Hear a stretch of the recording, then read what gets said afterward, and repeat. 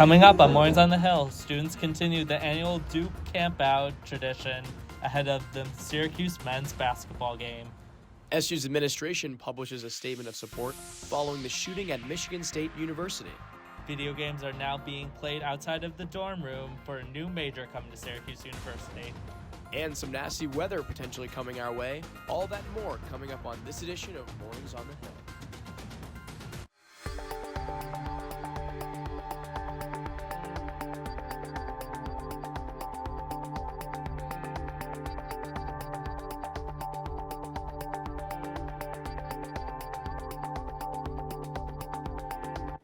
Good morning, I'm Jeremy Lynch. Thank you for joining us for Mornings on the Hill.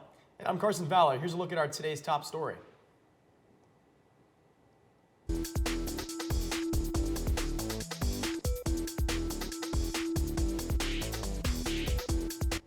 Our top story this hour, Michigan State University has resumed classes this Monday, 1 week after a gunman killed 3 people and injured 5 others on campus. Following the tragic shooting at Michigan State University, students across New York are wondering how their school might respond to such an incident. Our Update News reporter Yoki Tang joins us live in studio to tell us what actions SU may take to better protect its students and staff. Thanks, Carson and Jeremy. Syracuse University has created the Orange Alert System in case of an emergency of an active shooter. The system would have an alarm go off to alert students of an emergency as well as DPS. As student Ben Martin told me, although DPS protect the campus well, still need more actions on safety issue. I think we could do a little bit more with making sure that maybe people don't come on campus.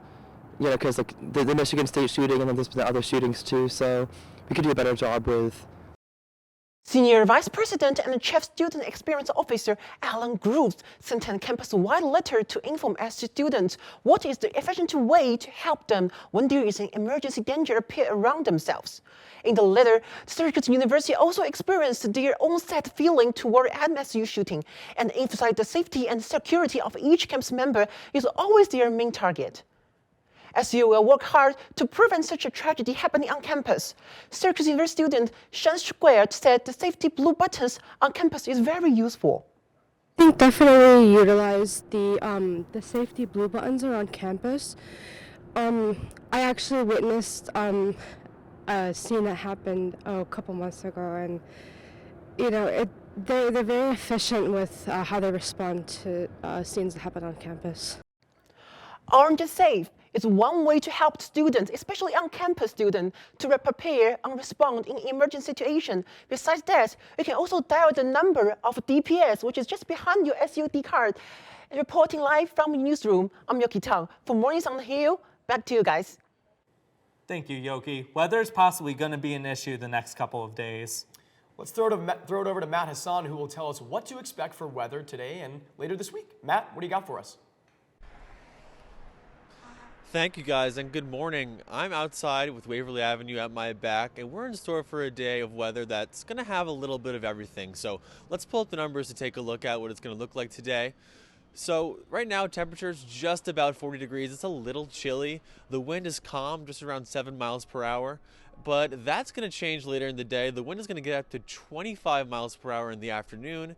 And we're going to expect some rain later too, around 11, noon, 1 o'clock. It's going to be a little bit of a drizzle, but that's going to go away. We're going to have some thunderstorms with it. That's going to go away, and then in the evening, we're going to get maybe a little bit of snow, maybe more rain, but that snow isn't going to stick. It's just going to come by and it's going to melt. And then really the story here is later in the week, it's going to get a lot of snow. We're going to have steady snow from Thursday night and Friday night, or Wednesday night into Thursday and Thursday night into Friday.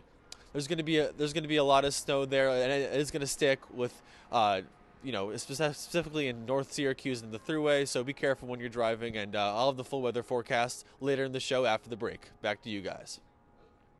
Thanks, Matt. One of our reporters was able to join in on a special event this weekend. Our Isabel Flores joins us live in studio to highlight the importance of community.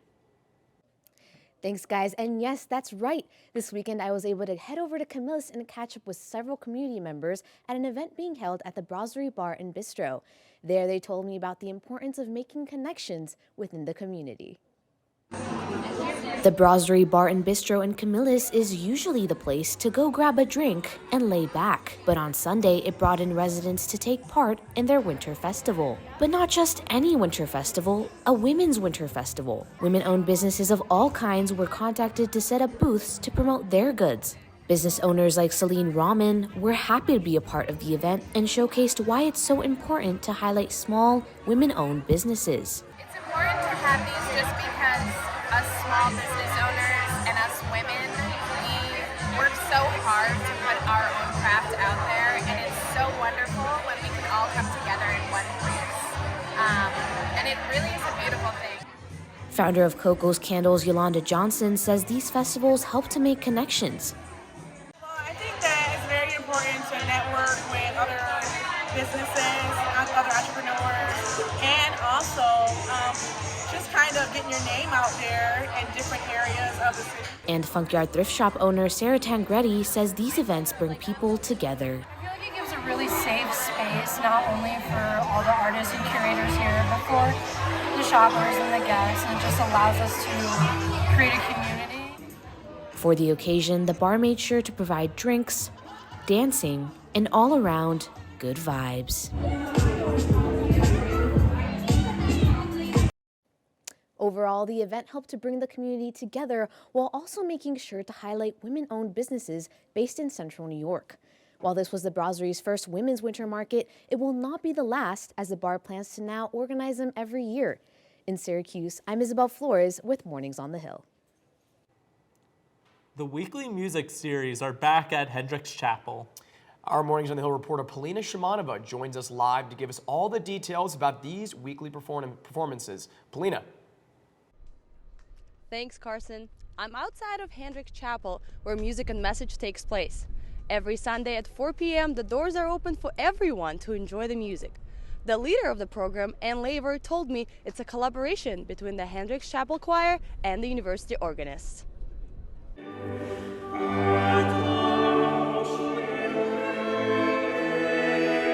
Music and Message. This program has been around since 2019. Today they're featuring In Cantare, performers highlighting underexplored musicians.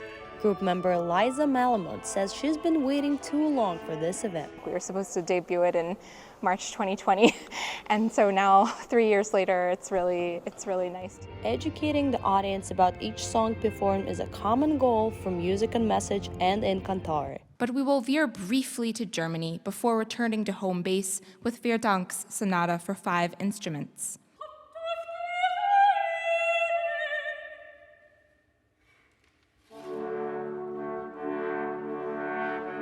While some listeners had their mood boosted after the performance, I was honestly touched by a lot of the music, and it put me into a happier mood that I haven't been in a hot minute.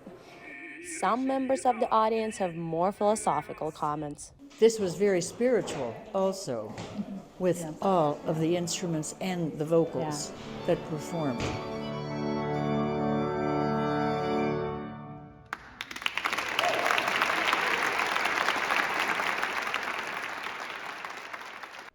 As Music and Message continue to feature different musicians, this upcoming Sunday they're welcoming Black composers. The Black History Month concert is scheduled on February 26th at 4 p.m. For Mornings on the Hill, I'm Polina Shimanova. Destiny USA is hosting its 4th in-person Get Hired job fair tomorrow. Employers from all over Central New York will set up tables in the mall's Canyon section with the purpose of recruiting future employees. The mall says this hiring event will be its biggest ever and will feature employers from Amazon, Burn Dairy, and Spectrum. The event will take place between 2 p.m. and 6 p.m. tomorrow. Coming up on Mornings on the Hill, we will have more on the nasty weather set to hit Central New York. Stay with us.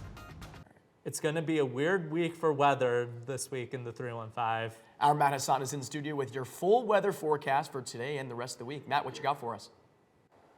Thank you, Carson. It's going to be a bit of a chilly Tuesday here in Central New York. Definitely a day to bring a jacket, as temperatures are going to stay in the low 40s with some wind. And hey, you probably want a rain jacket because it's expected to pour in the next hour or so, and this precipitation could continue after the sun sets and may even turn into snow. But if we do get that snow, it shouldn't accumulate and stick. Tomorrow is going to be a similar story to today. We're going to wake up with temperatures in the mid-20s and it'll get to the high 30s by the afternoon. But this time we'll get some real snow at night, and it's looking like we'll see a wintry mix as we're sitting on the couch after dinner on Wednesday. And this is going to hang around for a couple days. On Thursday, expect a mix of rain and sleet in the morning, although that night and into Friday, temperatures are going to drop, and we'll start to get a healthy dose of snow. It's going to dump snow all of Friday morning, but as we get into the evening, it's expected to calm down, which will put us in store for a pretty mild weekend. Thank you. There's a slight chance for some light snow, but for the most part, Saturday and Sunday will be cloudy and hanging in the 20s and 30s like it's been. So that's going to do it for your weather forecast. I'm Matt Hassan. Back to the studio, guys. Thanks, Matt. Russian President Vladimir Putin announced that Russia is suspending its participation in the New START nuclear arms reduction treaty in Russia's State of the Nation address this morning.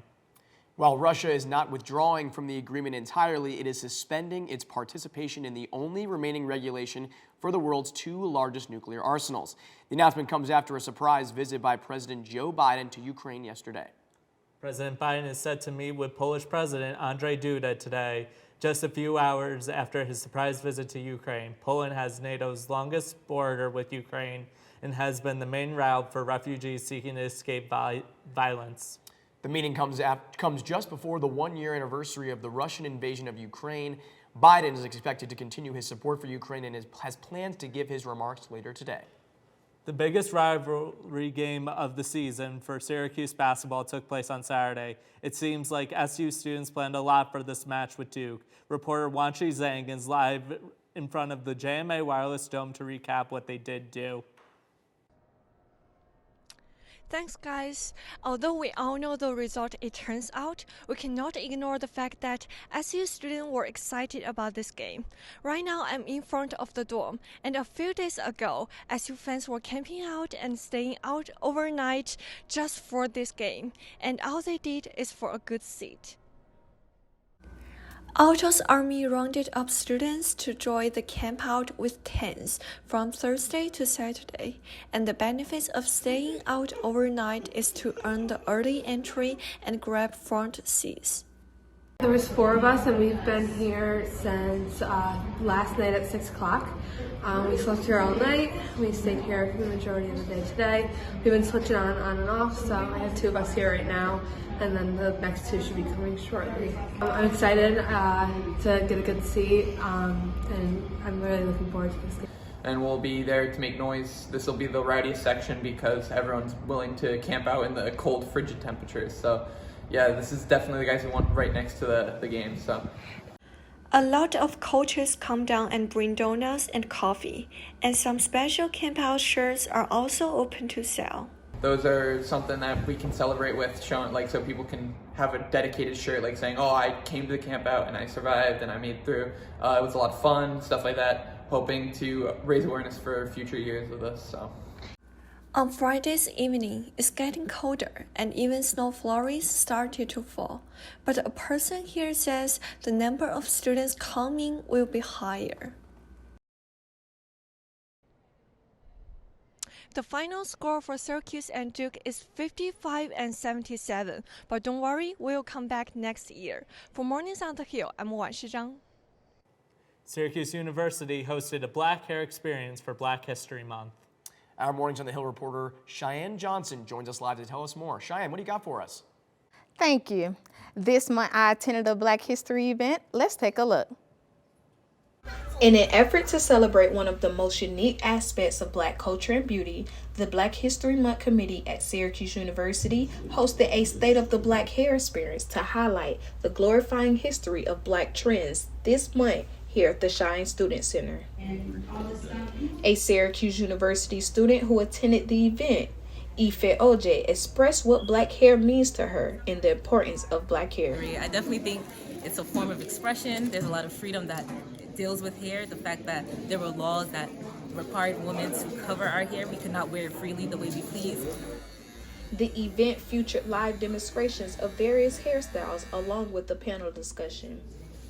Licensed cosmetologist Gabrielle Lloyd quoted proud and loud when being asked what does Black hair means to her. I braid with this comb, so I'm just. Even a couple years ago, it has been in social media that you can wear braids or your hair in certain culture.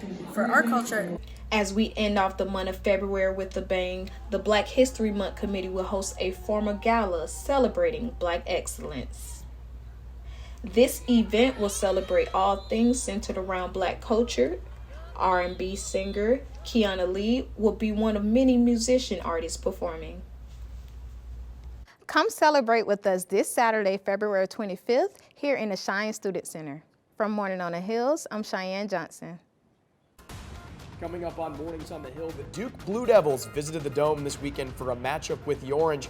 We'll give you all the highlights and more after the break. Stay with us. You're watching Mornings on the Hill.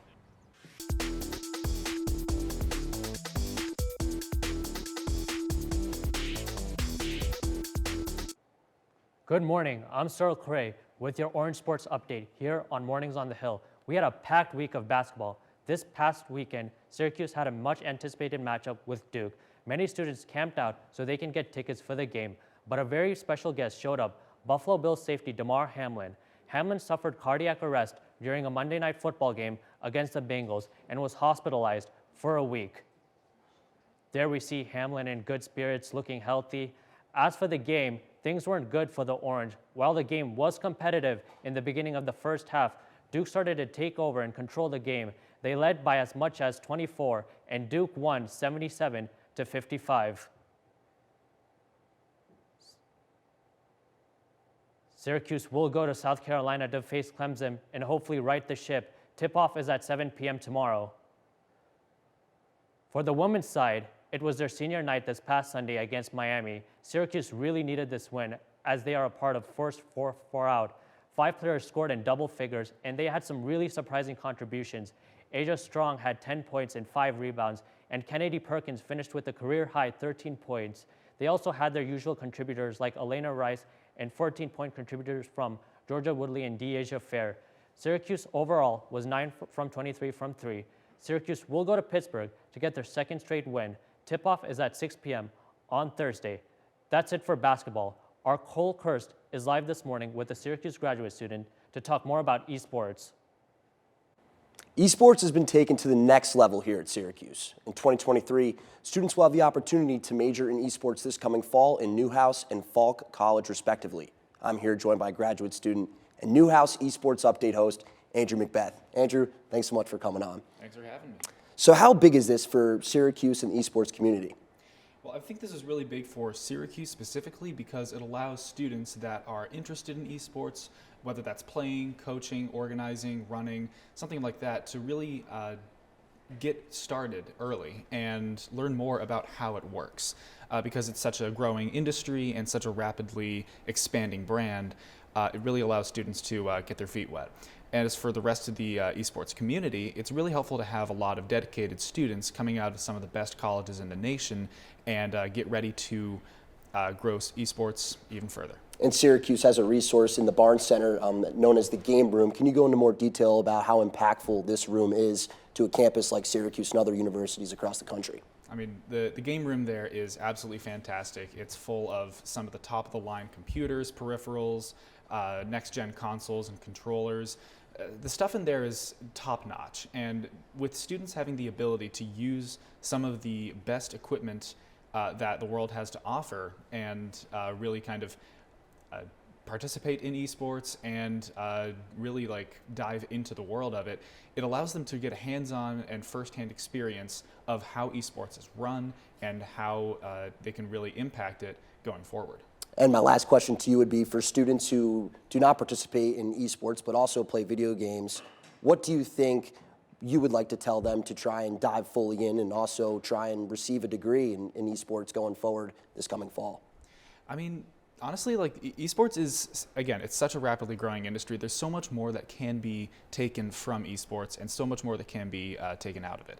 And so honestly, just the same with any other hobby or any other sport, pick one up and try it out for yourself. Maybe you might like it, maybe you might not, but it's really all a sense of just trying to get your feet wet, get ready to go, and seeing what you can do from there. Whether it's first single player, multiplayer, doesn't really matter. just go ahead and give it a shot. Well, thanks so much for coming on. That's all we have for esports today. You could check out Andrew and the Newhouse Esports Update on YouTube at the Newhouse Sports Media Center page. Thank you. Back to you, Carson and Jeremy. Still to come here on Mornings on the Hill. The 2023 British Academy Film Awards show was this past weekend. We'll break down all the stars who brought home some awards. Stay with us, that story and more just ahead. Finally this morning, we have a recap of the British Academy Film Awards show that took place on Sunday. Plus, the nominees for the 2023 Rock and Roll Hall of Fame were announced. Our entertainment reporter Mark Budd has more. Mark. This past Sunday was the 2023 British Academy Film Awards show. Among the big winners of the awards ceremony was the movie Elvis. The categories of the awards in which the movie won include Best Makeup and Hair, Best Costume Design, Best Casting, as well as Austin Butler, who played Elvis, winning the prestigious Best Lead Actor award. Not only was the British Film Award a time to recognize actors and directors for their work, but also to remember a historical figure. On September 8th, 2022, Queen Elizabeth died at the age of 96 after 70 years of reign. Honoring Queen Elizabeth was prestigious British actress Helen Mirren. When reflecting on the late great Queen herself, Mirren praised her work representing England for so many years. And I quote, "Cinema at its best does what Her Majesty did, effortless, bring us together and unite us through a story. Your Majesty, you were our nation's leading star." Mirren went on to talk about the relationship the Queen had with the British Awards show. BAFTA's relationship with Her Majesty was long-standing, and BAFTA would not be what it is today without her loyal support. And the quote ended, "In 1953, her coronation broadcast had the world watching. From that time, she was unquestionably the nation's leading lady, but was mysterious as a silent film star." Moving on from acting, we go to music. Earlier this month, nominees to be inducted into the 2023 Rock and Roll Hall of Fame was announced. Voting is currently ongoing and can be placed anytime through April 28th. 8 of the 14 nominees are on the ballot for the first time, including Cyndi Lauper. Stay tuned to find out after April 28th who wins. Back to you guys. That's going to do it for us. That's going to do it for us today on this Tuesday's edition of Mornings on the Hill. I'm Jeremy Lynch.